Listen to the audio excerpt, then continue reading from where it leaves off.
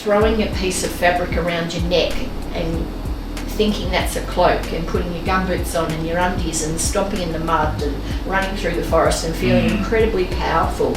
They're all things I think that probably can support lots of people and lots of adults. I once broke my ankle pretending to be Robin Hood running through a paddock.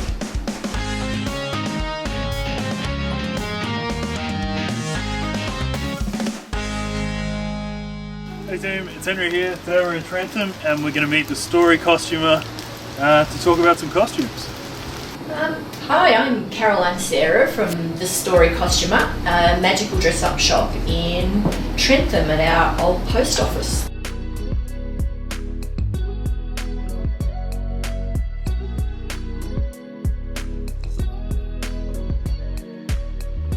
My own situation led me to sort of really needing to do something quite different, so I left my career after 35 years and I set up a small studio.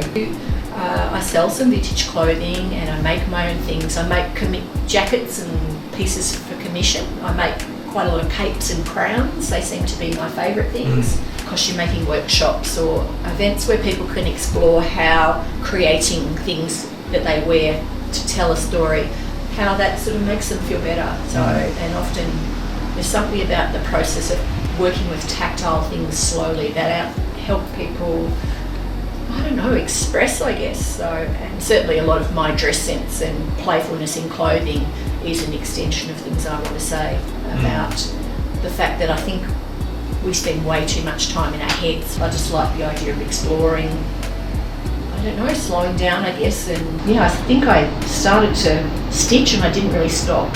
I was a pretty awkward child. I didn't really make friends easily, and I used to spend a lot of time in the library with a lovely librarian called Mrs. Lacey. I think it was my little safety net is to always have a book. Didn't matter where I went, I could always lose myself in story. And then later on in my life I started to write stories.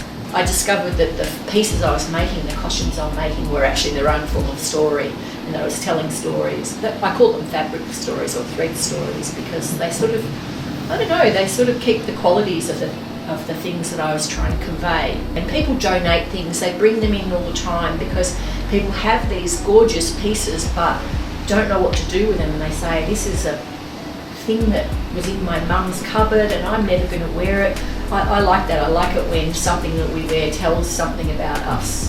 It's just about the sense of what happens when we let go of the heaviness of being adult and, you know, earning an income and you know, being how we perceive others think we should be, or living up to the expectations we put on ourselves. So yes, I think kids have got it sorted.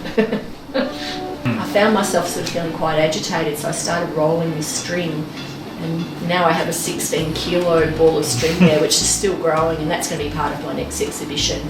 So I think it's a great metaphor for, you know, we start with a bit of string, and all of a sudden we end up with something that's just an amazing curiosity in the shop, and people ask me about it, and sometimes I get people to pick it up and hold it and feel it like their atlas, you know, holding the world. And From Chaos to Creation was a 13 costume series which actually explored my own experience of mental health and recovery. And as I did that series, each of the pieces gave me a bit of a tool for my toolkit about what recovery might look like for me. So the early ones were things like characters like the wood gatherer, and I literally used to walk around and collect kindling for the fire, and I felt like one of the old, you know, Polish women in the snow carrying the big bundles on my back. But they were beautiful metaphors and tools for how we keep well. So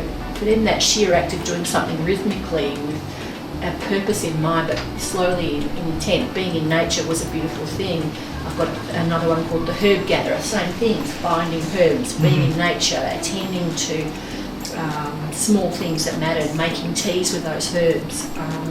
And then as they evolved, the characters that I was creating got more playful, they got wiser. One up there is, you know, it was one of the last ones, the wise woman Ogra from the Dark Crystal.